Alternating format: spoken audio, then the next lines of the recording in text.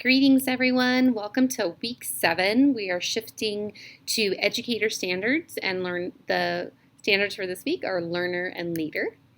So really only 4 tasks this week. The first is to read the book, and the information on what readings to do are in a Google Doc. I'm going to show it to you. I showed it to you in class as well last week. Then we're going to have class, and in class you're going to meet with your book club partner. And then after class, you're going to do the education blogs and teacher Twitter hyperdoc, although you could certainly do that before class, it doesn't matter. And then there's a flip grid about learning from other educators.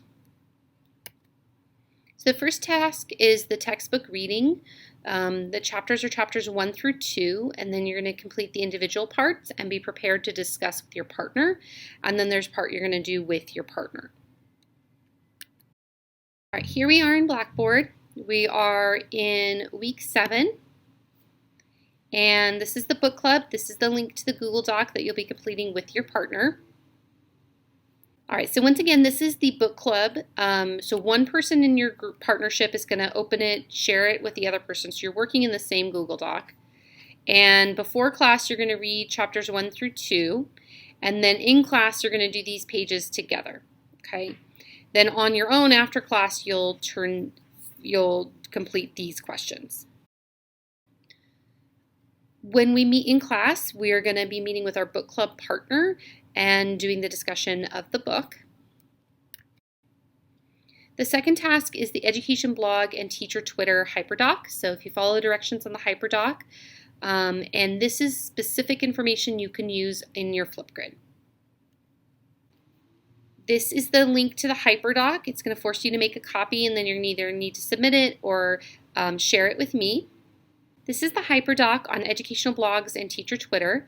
And so all you're going to do is visit 3 of these 3 education blogs. Tell me sort of what's their purpose. Read 1 article, look at 1 resource and 1 tool while you're there.